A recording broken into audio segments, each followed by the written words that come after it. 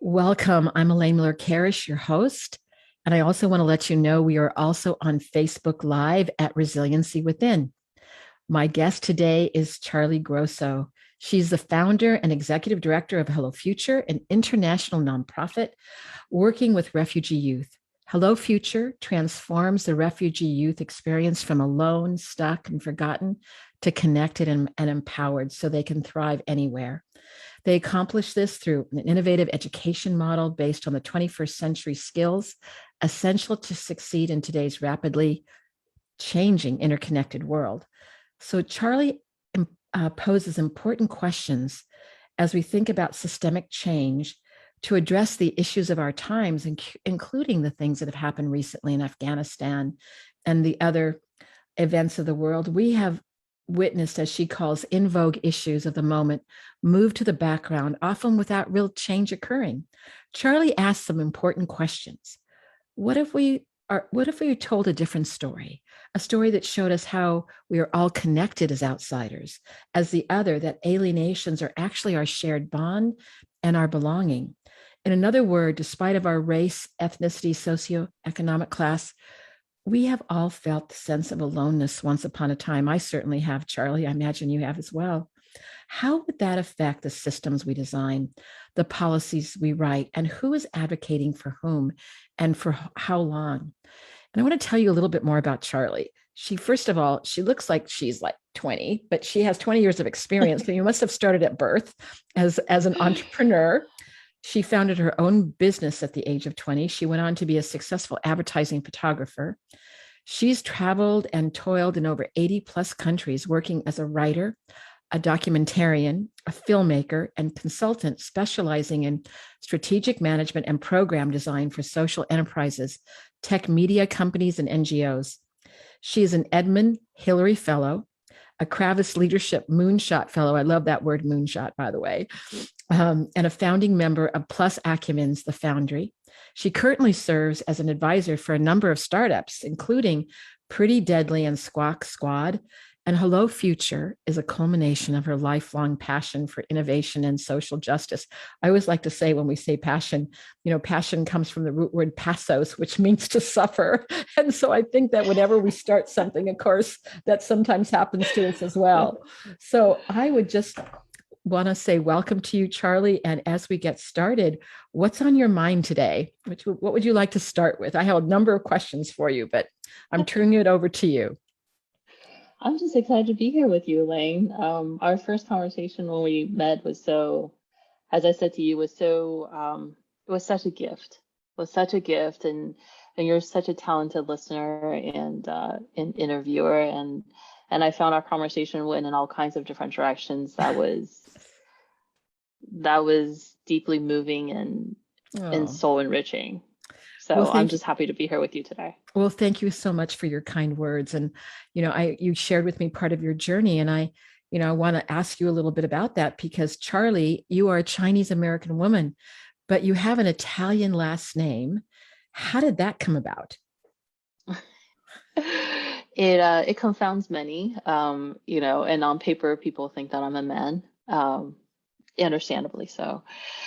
I had a very kind of challenging and traumatic upbringing. I am the only daughter, the only child of the only son, and kind of by Chinese cultural expectation, I was expected to be a boy, and I'm not. And that was a big disappointment all around for the family. And so my paternal grandfather, who kind of had the honor and privilege of naming me, in his disappointment, gave me a name that meant nothing. It was just a combination of sounds, and it did not contain meaning. And names are important. Names are important in most cultures, right? It seeds the expectations and the hope and the blessings and the protections of generations and generations. And that was kind of a spiteful thing that he did for a choice that I did not make. So as soon as I was able to read, I knew that my name didn't mean anything, right? Meanwhile, my cousins and school friends had names that just had so much hope baked into them.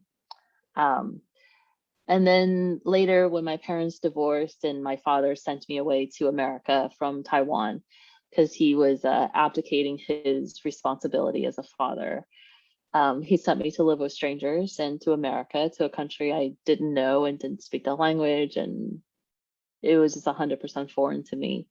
I was a teenager at the time. And first day, upon arriving in America, I was shared a post-it note that had 2 columns of names on it in alphabetical orders. I knew my English alphabet, so I knew it was in alphabetical order. And I was asked to pick a name. And I was like, I understand why I need an American name now that I'm in America, but I can't read, so you pick. They picked the first name in this alphabetical list. Again, not a lot of thought was given to this process. So now I had this other name that, again, didn't have much meaning to me. It kind of anchored this other moment of trauma in my young life. So when I was 19 years old, I'm now a sophomore in college, I decided that I was going to name myself. I was not going to answer every day to something that no longer had a positive meaning for me. So I wanted a boy's name. That was easy enough, right? It was this like act of like, you wanted me to be a boy. It was so important to you, and I'm not. So I'm going to choose a boy's name. I will be this person, right? So Charlie came to me easy enough. And then now it came to time to choose a last name, which was just actually was a little bit more complicated because I didn't really know what to pick. I wanted something to be meaningful, but like adapting the last name of a writer that I admired seemed also a little awkward. It wasn't until then a professor of mine who I was very close with and was treating me very much so like family said, I don't know why your family treats you as they do. Had my father been alive, he would have been proud of you as a daughter. You can have my family name if you like. And her last name happened to be Grosso. Oh my So goodness. it was such a generous offer that I took her up on it. So And she very much tell so. me about the professor. She really saw you. She saw you. She was And very much so family yes. through my college years for me, absolutely. So I became Charlie Grosso, and the punchline in this kind of story, excuse me, in the story of my life is that at the time I didn't know that Charlie Grosso is the same root as Charlemagne, the Roman conqueror. So I went from a nothing girl to a great man, because that is the literal translation of Charles the Great. Huh. Oh my goodness, thank you for sharing that story. But I just also it struck me as you were speaking how the name that your paternal grandfather gave to you that had no meaning. Everything that I know and I've learned about you, Charlie, is that you have a life of great meaning and that you are bringing great meaning to others. So, it's those polar opposites that happen in life, right? Sometimes someone said to me long ago, I've said it before on the show, that sometimes, the greatest light can also attract the greatest shadow. And so then I'm thinking, wow, the shadow created the greatest light in you and how you come forth in the world. So again, thank you for that amazing story. And so I want to segue from that and ask you something else, because knowing a bit about your lived experience and the story that you just told, how did this happen that you started to advocate and help refugees? How did this happen? I hear that you came to America from Taiwan and the story of your name and the meaning that you now have. But how did this lived experience influence your advocacy? It I think it really hit me unexpectedly when the Syrian Civil War broke out. I was a photographer. I've been a career-long photographer by then. Creative director, right? I had a career in that profession, right? And at the same time, so the kind of the easy connection to make was to go cover it as a war journalist, right, as a documentarian. but that didn't quite feel right. I I was devouring coverage of the Syrian crisis at the time, and I just really felt this pull in my soul, if you will, Mm. right? I felt like I could understand what it feels like to be alone, stuck, and forgotten in this world, right? To be sent somewhere where there is no help, right? Where you didn't speak the language, where everything is foreign, and you're just stuck there, and you're so ripped from the life you knew once before, not by choice.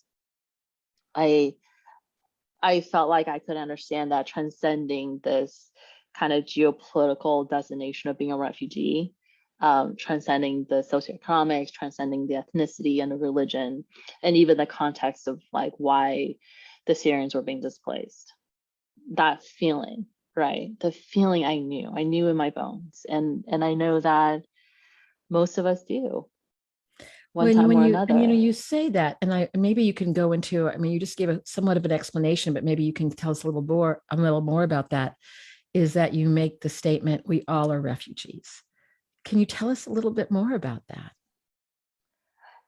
In having been in the refugee work for about 6 years now, since the founding of Hello Future, um, it's it's really interesting because it's not a conversation that average Americans really want to get deep involved in, right? I think there's a surface level kind of an empathy. They're empathetic, they're sympathetic, but then but then I think we look away because the reality of it is so, it seems so frighteningly alien to what we know, right? We don't know what it's like to be displaced. We don't know what it's like to have that kind of violence um, inflicted upon us, right? To flee in the middle of the night. We don't know what it's like to be stuck in a country with no resources and no legal status, and not speak the same language, and to be treated as if you're third class citizens. So it's really uncomfortable, and so we start to look away, and then despite of our well-meaningness and our good hearts, it gets hard to engage, right? And um and then I think the geopolitical context of it all also is challenging to wade through for an average American. And and I think it's hard to help without us feeling that deep empathetic connection.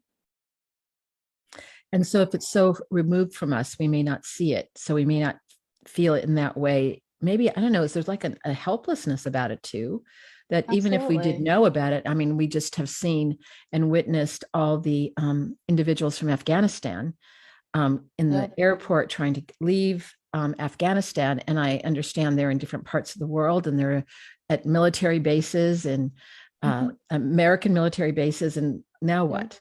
And so it's really Exactly. out of the news right now, right? We have different things in the news today. And so, but Right. then that doesn't stop. In fact, that is actually their suffering and their journey in the terms of that alienation that you're talking about is just beginning. I can't imagine, just having raised two children, if I had two small children and I'm someplace where I don't know where I'm going or what kind of future could be in store for me, or if there's even any future at all, which, I I can sense myself that that that wonder, like, okay, how can I help? So Right. so that I'm just wondering. So when you see that, so I know that you created a nonprofit as a result of that. So Ken, please go on. I mean, that was kind of just my thought about what you were saying. So I think instead of being inundated, right, and made helpless in the light of the geopolitical context, the logistical nightmare that confronts refugees every day, right? What if we just set that aside and talk about that experience is as a human, right? You know what it's like to be alone. I know what it's like to be alone, right? I believe everyone who's listening right now at one point in time have felt alone. It Absolutely. doesn't And yet I matter. also know at the same time I've had advantage where I haven't lived in a war torn area of the United States. I also have had financial, means, so that I've had a certain, I mean, definitely I've had a world of advantage and privilege. And I know that's not the case for everyone. Right. So if we can connect to that experience on that emotional landscape, right? What it feels like to be alone, stuck, and forgotten, even if for us it was a temporary existence, right? Even if it only lasted an hour, a day, a month, right? But if we can relate to that space, then could we perhaps then relate better to the refugee experience, right? So is Instead it of like that? trying to connect on the understanding and the geopolitics of it. And so then there can be the result of that. If, tell me if, please correct me if this is not the correct thinking from your perspective, but then that if we do that, then we can have a felt sense of empathy.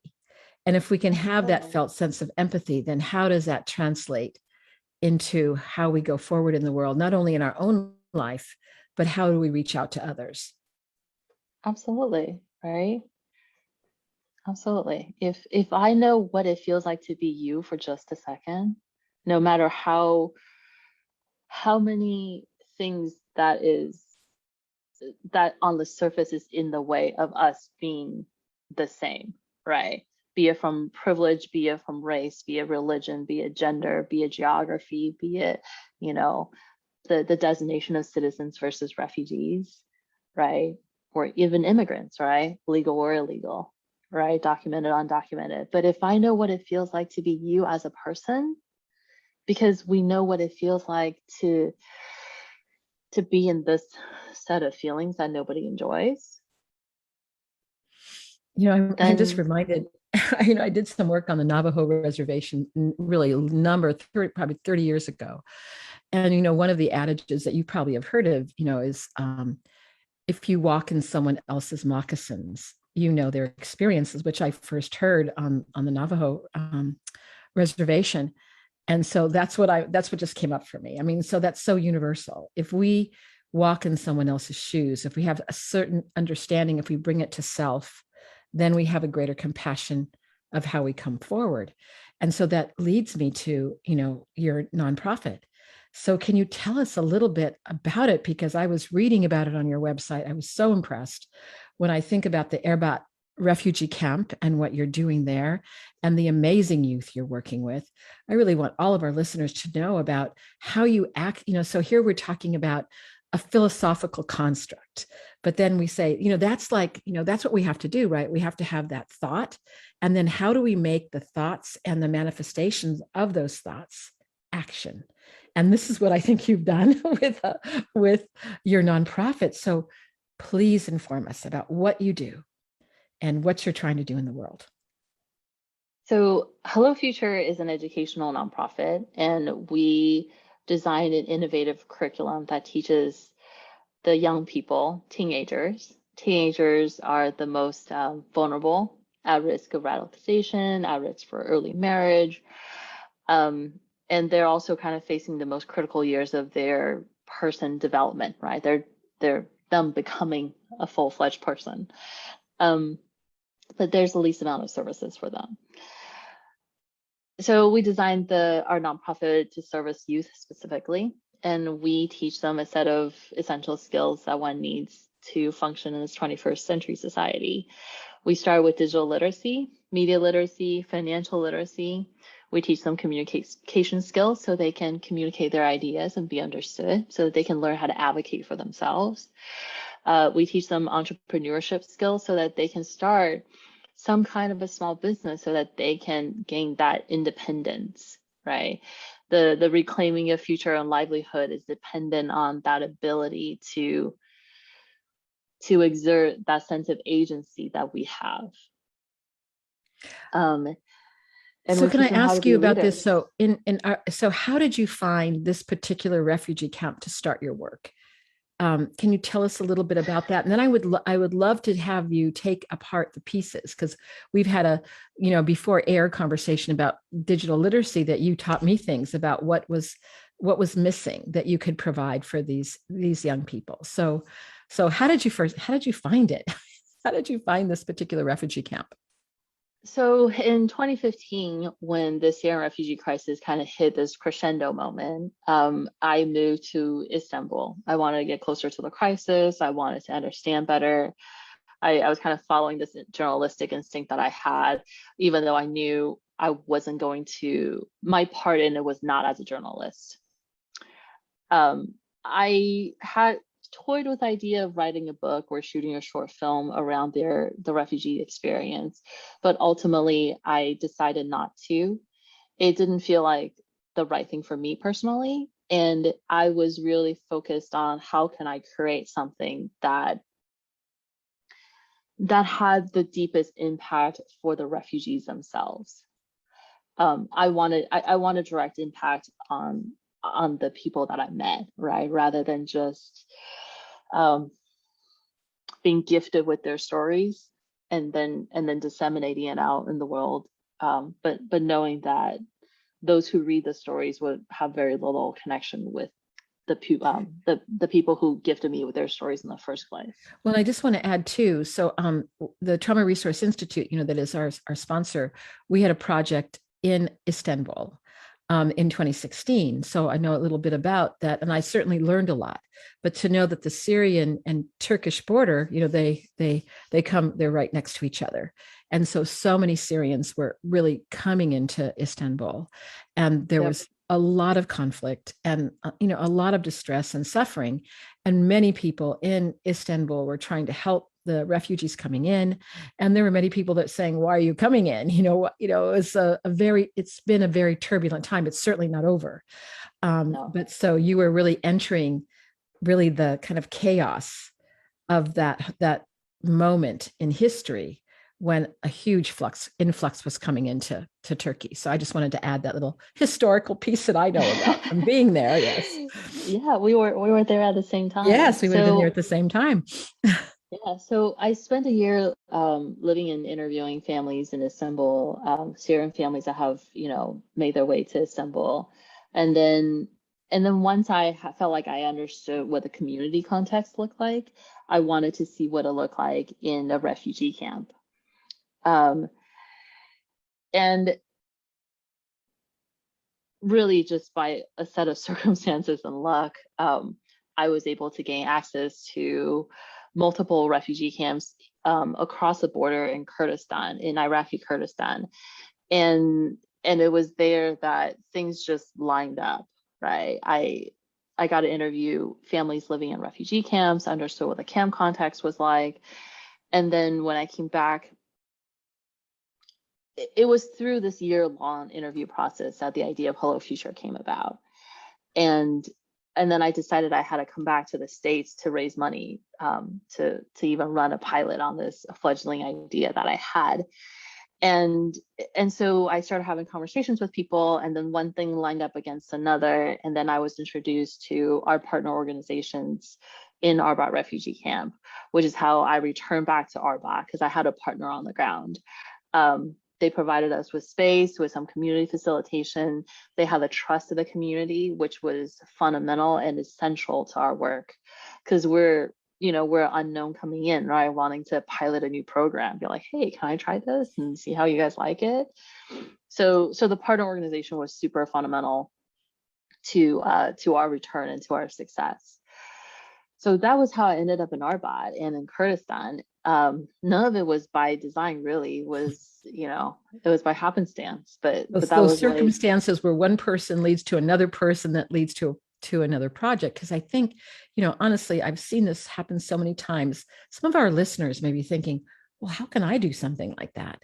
And I think it's like you have to follow the information, right? And sometimes there's these little openings where something becomes visible that if you walk through it, opens up a whole opportunity. So that's what it sounds like you did with that part of Kurdistan. And so then you actually were on the ground in Kurdistan. So it's not like, I know that you live in New York City now, but you were actually there in person, seeing what was happening with the youth. So I imagine, in terms of what we were talking about earlier, walking in someone else's moccasins, you got to see firsthand what the young people and the adults, the children, were experiencing. Absolutely. I've had the privilege of spending a lot of time, both in 2016 and then the year since, in spending time with Syrian refugee families, both in communities and then later in Arbat refugee camp where we work. Um, and then, before COVID, I would go out there 2, 3 times a year, um, to visit the work on site, to see the kids. Seeing the kids is always such a joy, and see how far they're progressing. And it's unfortunate because of COVID, I haven't been able to get out there. Well, But I imagine that as soon as you can, you're gonna be there. We're almost time for our break, and when we come back, Charlie's going to talk to us more about the ingredients of the program, how some of you might even be interested in contributing to her program. But we really want to hear some stories about what the outcomes have been from some of her interventions as well. So she's going to share some stories with us, as well as giving us a little bit more information about the ingredients of it. So we will be back in just a couple minutes. And when we come back, Charlie Grosso will tell us more about her amazing organization that she started and the work that she's doing with adolescent refugees in Iraq. All right, great segment. We're all clear. Back in a couple. Thank you. Mm-hmm. Thank you. My goodness, we have a lot more to talk about. Those of you that are on Facebook Live, my goodness. So yes, it's really going to be good to hear about the different things that you're doing when we get back. Absolutely. Are there any questions from the Facebook Live audience? Let me just see if there is. I'm not. I kind of went away from Facebook for a second, so let me see if there's any questions that come up. Sometimes there are, and sometimes there's not. So let's see. All right. We will check.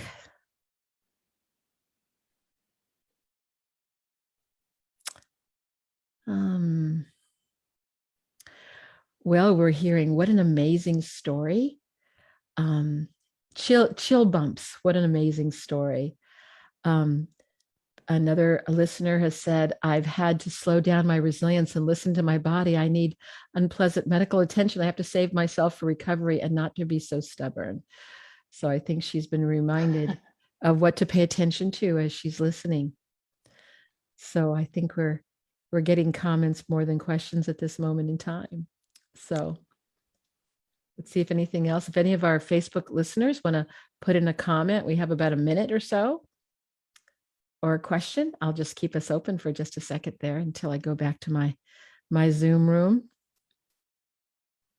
All right, nothing coming through. Okay, nothing coming through so far. All right, I'm just gonna move away from the Facebook page. Okay. All right, where's my Zoom? I'm always afraid that I'm going to disconnect something that I'm not supposed to disconnect, but I didn't do that. So that was good. I guess one of those like, oh no, I've just disconnected our Zoom call. I'm now in the Ethernet. I'm getting more technological as I go through this. So in any event, we'll be back in just a few seconds. No worries. Yeah, so I think it will be interesting too when we come back to talk about, just what you explained to me about the digital literacy, what you learned. So I'm going to ask you that question when we come back. Is that what you've learned about working in the camps about? Because did that really inspire you when you were there to see what the young people needed in order to help them create these kind of entrepreneurship ideas? Absolutely. Yeah. All right, so we'll be coming back in about 20 seconds. Okay, thank you, Matt.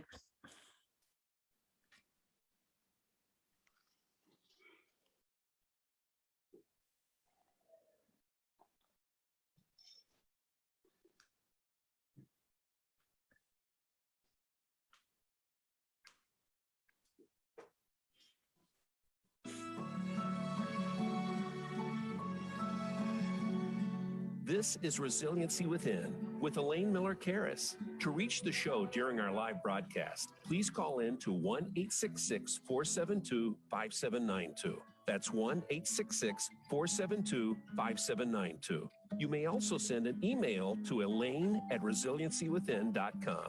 Now, back to this week's show.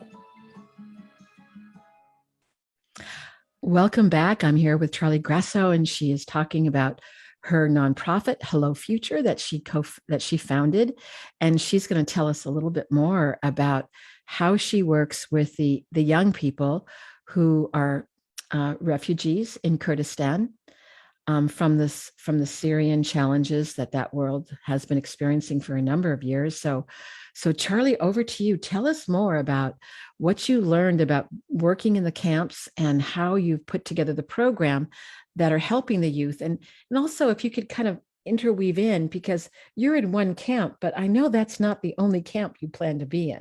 This is something that you're hoping will spread to many places in the world. So over to you. So, interviewing Syrian families, both in community and in the refugee camp. Now that I know, a book or a film is ultimately not what I want, what was the right path for me out of this experience, and that I wanted to create something that was going to have a longer lasting impact on the refugees themselves. So prior to this, I've done a bit of work in technology, and I was an early adapter to a lot of the new platforms, right? So this is 2015, 2016. And I was really curious about the refugees' relationship with technology. In the Middle East, mobile phone penetration is high. It's about 1.1 per person, which means that almost every other person has like two phones, right? They will have a smartphone and then kind of a basic dial-up mobile phone. Refugee families were not any different. Every family I interviewed had at least one mobile phone. Whether they had a smartphone or a regular dial-up mobile was a matter of socioeconomics, right? But a heads of household always had a phone. And at the same time, I was reading reports about how phones were often the only personal belonging that they carried with them besides their clothes as they escaped Syria. And then the United Nations had put out a report saying that they were finding globally refugees were spending upwards of 33% of their limited disposable income on connectivity, as in they're paying. Oh my goodness! So 1/3 income. Oh my gosh. That's a tremendous amount of money to spend when you don't have a lot of money to start with. So everything here tells me that the mobile phone and this connectivity was really important to them. So then the questions becomes, what did you do with it? And so I would ask the family, I would say, hey, do you have a mobile phone? They're like, yes, I do. And they bring it out and they show it to me. I'm like, that's great. Awesome, right? Like, what did you do with it? I would ask. And they say, oh, I'm on Facebook, WhatsApp, and Instagram. I was like, hey, that's great. I am too, right? As am I, right? What else did you do with it? And then on that third question, they would get stumped and they'd be like, what do you mean what else I did with it?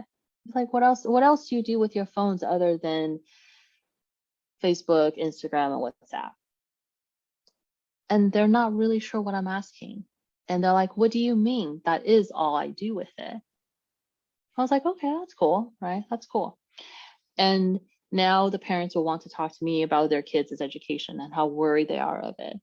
Prior to the Civil War and the conflict, Syria had the highest literacy rates amongst all countries in the Middle East. It was at 86%, on par with the United States. The Syrians was as literate as Americans. Syria also had the highest girls attending school percentage across the region as well. So they were a very educated populace that put an emphasis on education as a whole. So the parents were concerned. They were concerned about their children's education.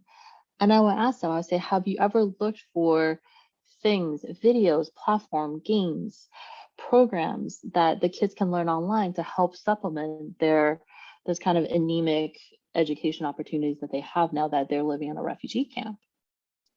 Even something as simple as a language app, right? Like Duolingo. And they'd be like, what? It's because, boy, that question was a very important question. What else do you do with your mobile device? Because that really gave you more information about how else you could help the children learn. Because before that digital literacy, I would just think, I obviously made an assumption. Well, digital literacy is just it's just there. Of course, you can go on the internet and you can learn things, but that wasn't the case.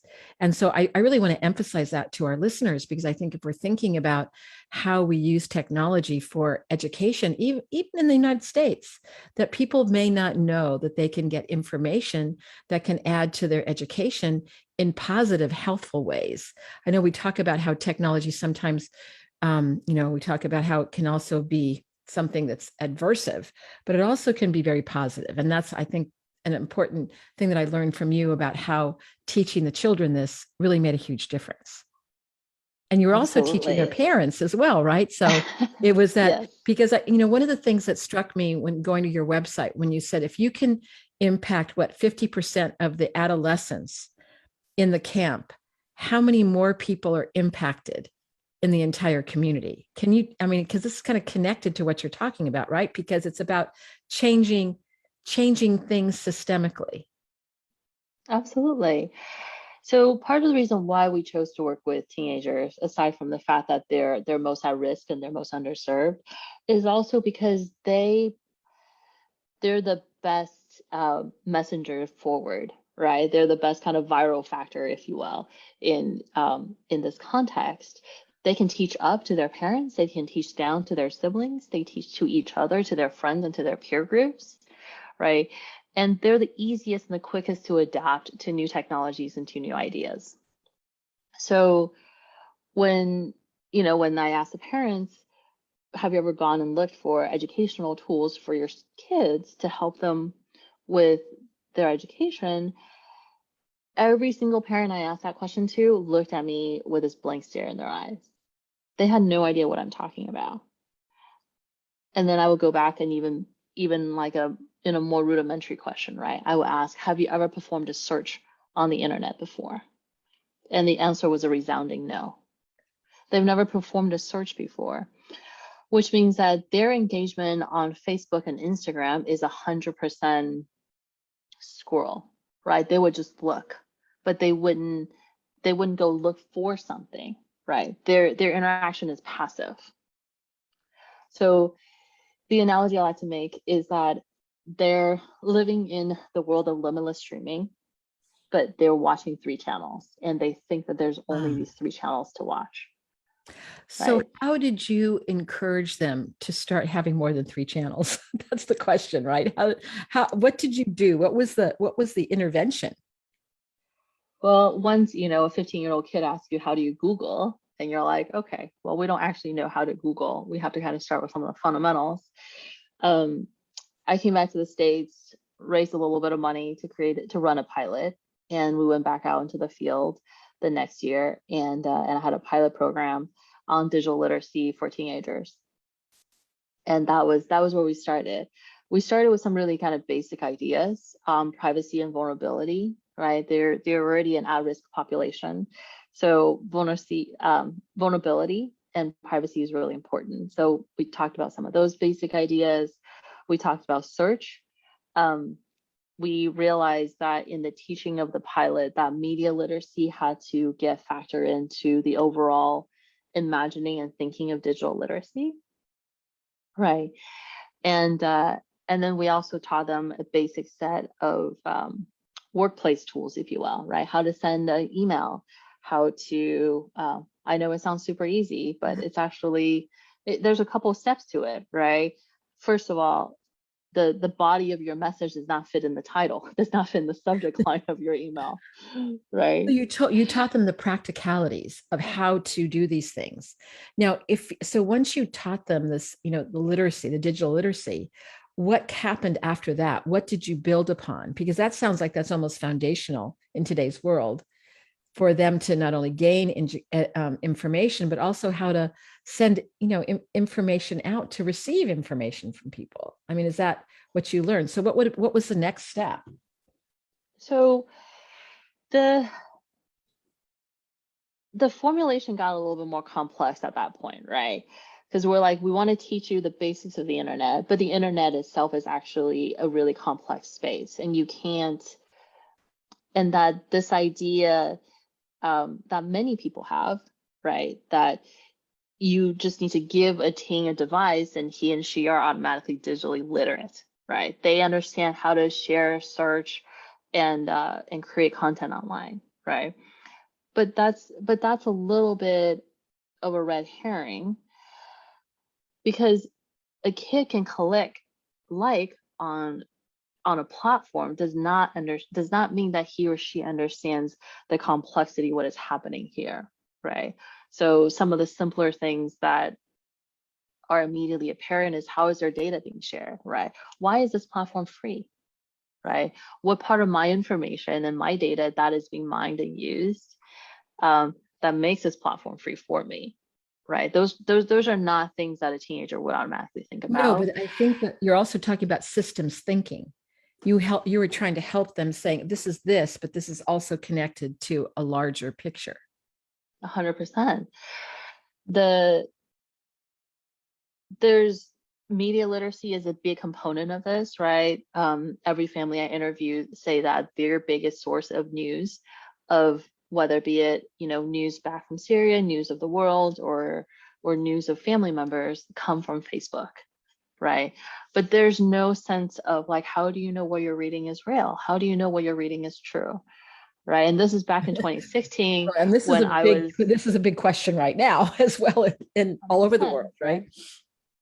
Yeah, and this was 2016 when I was doing this research, and when this was the finding, right? Before fake news was everywhere in the headlines, right? Part of kind of the psychosphere that it is right now. So again, we're talking about an at-risk population that just has no sense of what they're ingesting in terms of incoming, right? So the media literacy had to get folded into part of it, right? We already knew that that social media was having this kind of conflicting, if you will, outcome in young people, right? It was right. There was anecdotal evidence that some of the young people were on Instagram and it was making them feel bad, right? There was cases for depression, right? So then again, and we know now through more research that does happen, and you already have a population that's been displaced, then that can be an amplification of really a mental health crisis for the family, and certainly with 100%. A youth that may not feel they have much possibility and hope for the future. So I know, so part of why I love the name of your program, Hello Future, is that with understanding the digital literacy, then the media literacy, but you talked about microfinance. I mean, having an income. And, I think when we think about refugee camps, I think about them as being temporary, but we know that many people live long lives in refugee camps. So can you tell us a little bit about the microfinance and how that went to that part of it? And can you tell us some stories about what some of the young people are doing based on these foundational learnings that you were able to help them learn? Absolutely. So as you can see, like the program grew, right? It grew out of this kind of early idea of digital literacy and digital skills into just more complex environment, right? We grew into media literacy, we grew into storytelling and communications, because those are also foundational in how we understand the incoming, right? How do we parse, right? And then also, how do we communicate, right? I think one of a very common shared experience amongst teenagers worldwide is that they have so much to say. Yes. And they feel like, they often feel like they're not being listened to, right? Or that they have so much to say, but they don't know how to communicate those thoughts and feelings and ideas, right? So communication is critical to their ability to self-advocate, right? So then we build on the communication ideas. And then ultimately, I'm sure as you talk about trauma and resiliency and healing, hope is part of that too, right? But hope is a fire that we have to tend, right? And I think it's best to tend to that fire with skills and opportunities, right? With that vision of a future, with the teens being able to exercise their sense of abilities and agencies in order to change their community for the better, for them to reach for that future that they want, and however many incremental and micro steps that they can get to, right? So for example, and then with that idea, that's how the small business incubator condensed MBA program for refugees came about, because that So it's called the feels Small like Business Incubator. That's what you call it. business Okay. incubator. Okay. The So small what business happens in that incubator. small business incubator? I'm very interested in that. In the small business incubator, we're going to teach our refugee youth who have gone through the kind of 4 foundational courses that we teach, a series of just more in-depth business skills. And then in the end of the course, they're going to pitch for grant money, right? Startup money, essentially. And they're going to pitch for startup money so that they can have a little bit of money to start a business, not a big business, just a small business, something that they can manage, something they can wrap. So what kind of business? Can you give us some examples, some concrete examples of what those businesses are that they've created? Well, we have yet to pilot this part. Okay, so we have yet to pilot this part. That's coming up. I think any numbers of things are possible, right? I think anything from like a little corner store to, tutoring service, babysitting service, and anything that we have yet to think of.